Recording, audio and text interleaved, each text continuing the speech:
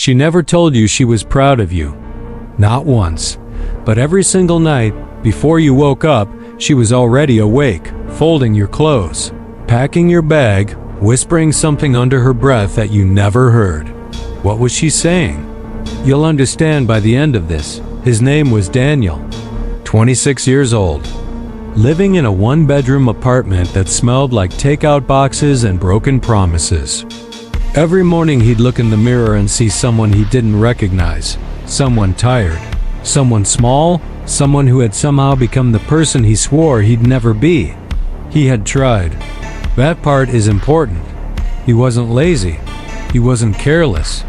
He had launched a small business at 23, poured every dollar he had into it, worked 18-hour days, skipped birthdays, missed funerals. And then, in the span of 4 months, it collapsed. A bad partnership. Betrayal from someone he trusted like a brother. He didn't just lose money, he lost his identity. After that, the rejection became a pattern. Job interviews where he'd over-explain, over-apologize, shrink himself into the shape of whatever he thought they wanted. Relationships where he'd give everything and receive confusion in return. Friends who slowly stopped calling, not out of cruelty, just out of the quiet understanding that being around Daniel felt like standing near something that had already given up. He moved back home for 3 weeks. Just 3 weeks, he told himself. But his mother never said a word about how long he stayed. She cooked.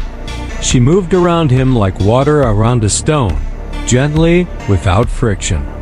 And it made him angrier than anything else ever had. He wanted her to yell. He wanted her to say, "I told you so." He wanted someone to confirm what he already believed about himself. One evening he found her sitting at the kitchen table with a photograph in her hands. It was him, maybe 7 years old, standing on a wooden box in the backyard, arms wide open like he was about to take flight. He didn't remember the photo. He didn't remember that version of himself at all. He asked her what she was doing. She looked up, no drama, no lecture. She just said, "I'm reminding myself who I'm waiting for." He didn't sleep that night. There is a concept in psychology called learned helplessness, a term coined by psychologist Martin Seligman after observing how people, after experiencing repeated failure and pain they couldn't control, stop trying entirely. Not because they can't succeed, but because their brain has been trained to expect defeat. Daniel had become a textbook case. Every failure had carved a deeper groove in his mind, reinforcing the belief that effort was pointless, that the outcome was already decided. But here is what Seligman also discovered. Learned helplessness can be unlearned. The brain is not a verdict. It is a habit. Daniel left his mother's house on a Sunday. He had no plan. He had no savings. He had nothing except that photograph, which she had slipped under his bedroom door before sunrise, with 3 words written on the back in her handwriting. He's still there. The next 6 months were not a movie montage. They were brutal and unglamorous and full of the kind of silence that presses against your chest at 2 in the morning. He took a warehouse job he was overqualified for. He woke up at 5. He read, not self-help books full of empty affirmations, but philosophy, history, biographies of people who had lost everything and rebuilt from rubble. He studied Marcus Aurelius, who wrote, "You have power over your mind, not outside events. Realize this, and you will find strength." He wrote that sentence on a piece of paper and taped it to his bathroom mirror, not because it was new, but because he finally needed it to be true. The people around him didn't understand the shift at first. His old friends noticed he had become quieter, more deliberate. Someone told him he had changed, and the way they said it made clear they didn't mean it as a compliment. He let that go. He had learned something critical. Not everyone is meant to walk with you into the next chapter of your life. Some people loved the version of you that was lost because it made them feel found. The turning point, the real one, didn't come with a victory. It came with a choice. One afternoon at the warehouse, a younger colleague made a mistake that cost the team 2 hours of work. The supervisor looked at Daniel, expecting him to react the way he used to, defensive, frustrated, looking for someone to blame alongside him.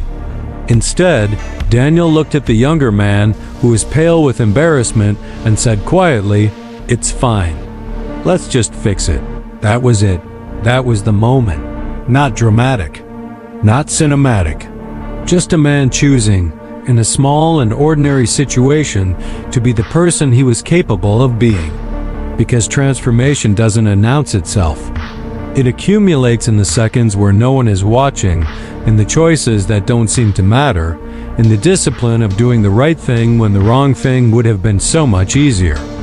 Within a year, Daniel had started over, not with a grand launch, not with investors or press coverage, but with one client, then two, then a referral, then a reputation. He was building something again, but this time he was building himself first. He understood now that his first business hadn't failed because of his partner's betrayal alone. It had failed because he had been constructing an empire on a foundation of unresolved fear, fear of being ordinary, fear of disappointing people, fear of the boy in that photograph who believed the world was wide open. He called his mother on a Tuesday evening. Nothing special about the day. She picked up on the second ring the way she always did. He didn't have a speech prepared. He just said, "I think I'm starting to understand what you see." She was quiet for a moment, then she said, "I know. I could hear it in your voice the last few times we spoke. You sound like yourself again. Here is what no one tells you about the men and women who love you most. They are not waiting for you to be successful. They are not waiting for you to be impressive or wealthy or admired. They are waiting for you to stop betraying yourself. They are waiting for you to stop choosing the smaller, safer, dimmer version of your own life.